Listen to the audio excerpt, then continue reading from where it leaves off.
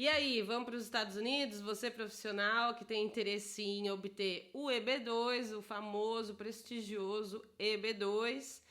Eu sou a Débora Moral, eu sou advogada há 15 anos no Brasil e há 2 anos eu sou bacharel em Direito nos Estados Unidos. Eu venho trabalhando com imigração já há muito tempo e eu separei todas as perguntas dos meus clientes e fiz um resumo aqui de uma forma bem objetiva para você nesse vídeo.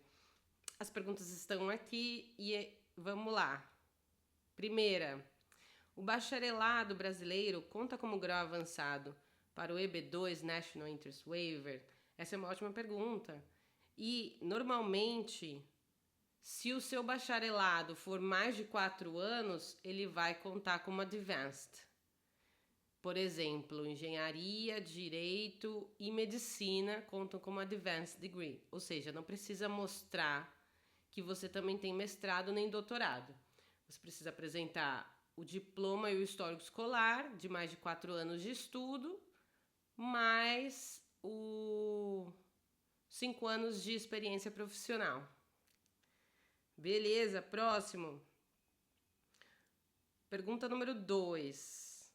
Quem tem apenas pós-graduação lato sensu pode aplicar? Boa pergunta. Por quê?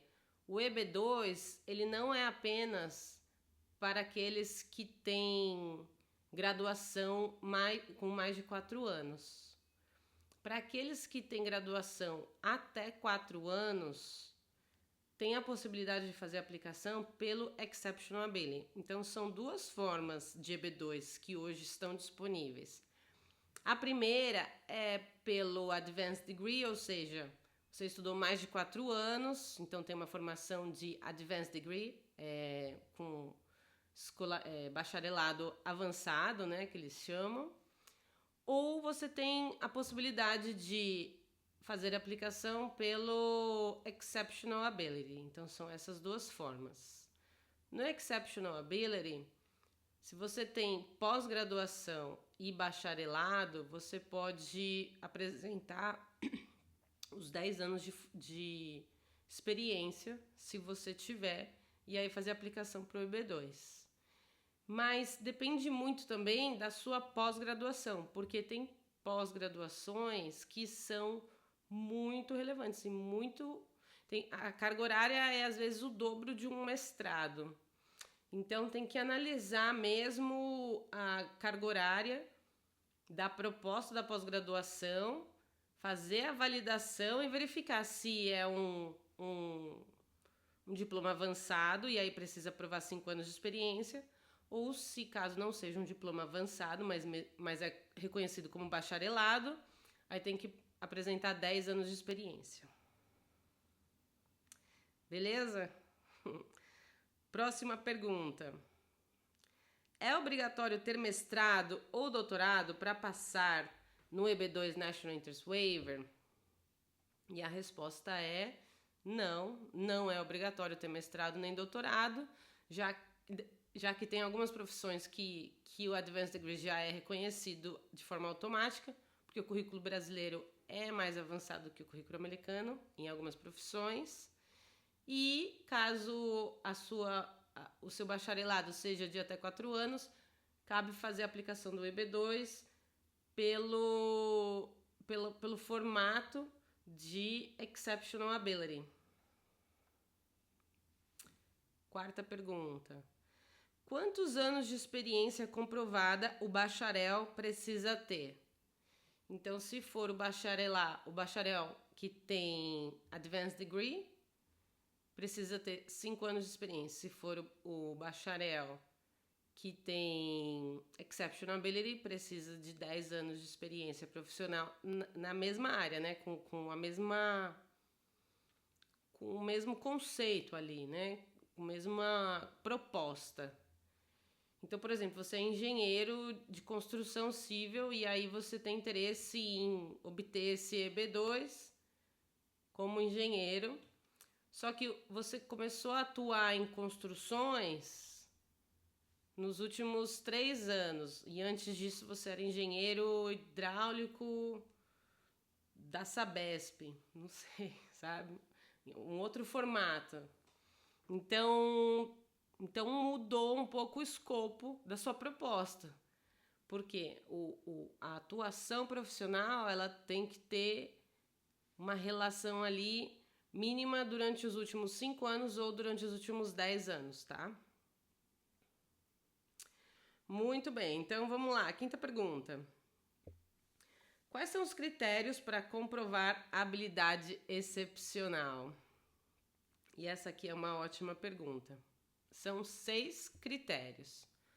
O primeiro é o tempo, então 10 anos. Como que prova isso? Por meio de cartas, né? Declarações. Então, declaração do seu ex-chefe, ou dos seus amigos, ou os colegas de trabalho. Pelo menos, eu diria aí umas 2 cartas por cada emprego. E acho que já seria o suficiente. Então, esse é o requisito número 1, tempo, de 10 anos. Requisito número 2 seria a profissão, ser registrado na associação dessa profissão, se for regulamentado no Brasil, né? Como CREA, OAB e etc. Requisito número 3 seria um alto valor de salário. Então, se você ganha anualmente mais de 100 mil reais, isso é uma prova de que o seu salário é considerado alto no Brasil e é um requisito para aplicação do visto de Exceptional Ability, tá? Como que você prova isso? Pelo contrato de trabalho que você tem no momento e que teve nos últimos 10 anos? Ah, precisa provar que eu sempre ganhei esse valor? Não. Mas esse precisa ser pelo menos o do último ano, tá bom? Ou dos últimos 12 meses ali, a média. O alto salário.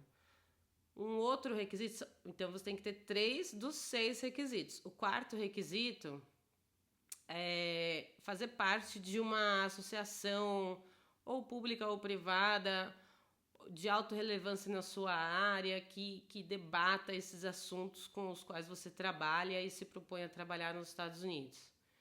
Então pode ser da sua cidade, da prefeitura ou da sua empresa mesmo, tem um grupo de separado, né, só para debater determinados assuntos e que você é um membro ativo.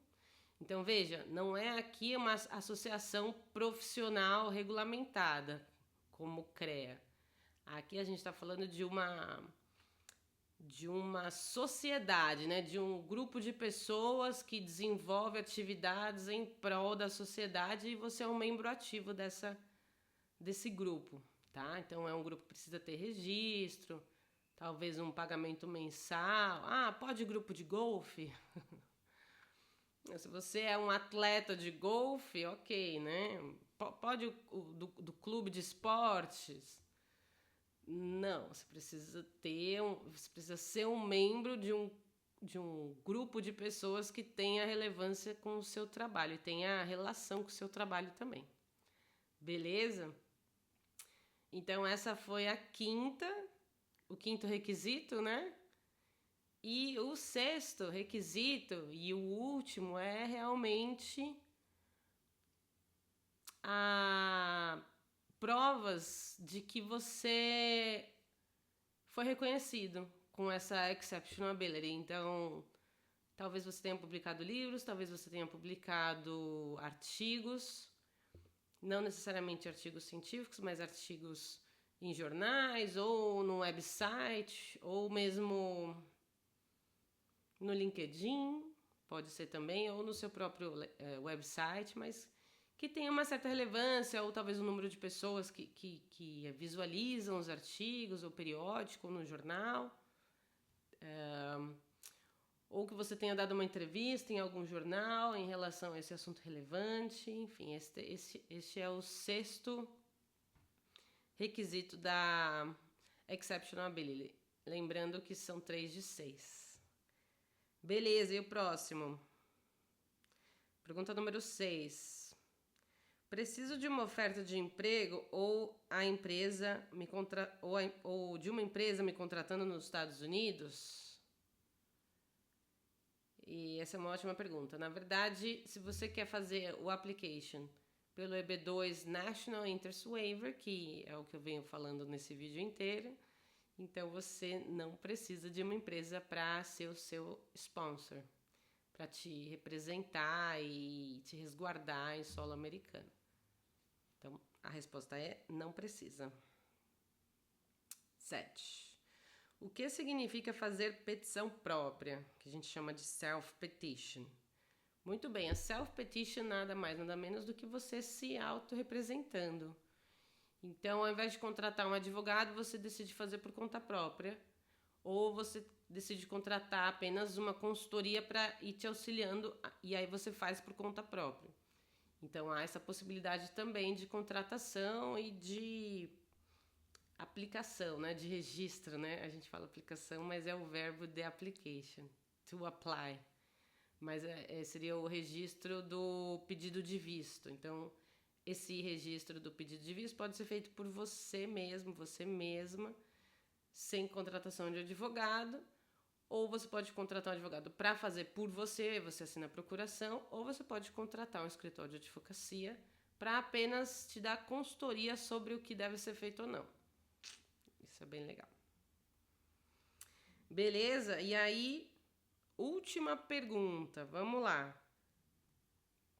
Como provar que o meu trabalho é de interesse nacional para os Estados Unidos? E essa é uma ótima pergunta, porque é a cereja do bolo aqui, a cereja do seu projeto, né? É que você precisa explicar para os Estados Unidos, tá, eu sou suficiente para você, por quê? Porque você não vai para os Estados Unidos para fazer Uber. É isso que eles querem evitar. Eles querem saber por que você vai para os Estados Unidos. Para desenvolver a sua atividade nos Estados Unidos, porque é uma atividade importante para os Estados Unidos. E é aqui que você tem que escrever, fazer uma redação criativa, linkando necessidade americana a você brasileiro. O primeiro ponto importante é verificar se aonde você tem interesse em residir nos Estados Unidos tem uma comunidade de brasileiros e que você consegue oferecer o seu serviço para eles na língua que eles falam com maior facilidade, que é o português. Então, aí você já tem aí um ponto para convencer o analista da imigração de que você tem algo a oferecer. Por quê? Porque você consegue oferecer o seu trabalho porque você sabe a língua portuguesa, o que é mais difícil para os americanos. Aqui a comparação é sempre a necessidade dos Estados Unidos de saberem se você é substituível por um cidadão americano, entendeu? Então, como é mais difícil encontrar americanos da sua profissão que falam fluentemente português, porque é cultural, então essa é sempre uma brecha para colocar aí no seu portfólio, no seu pedido.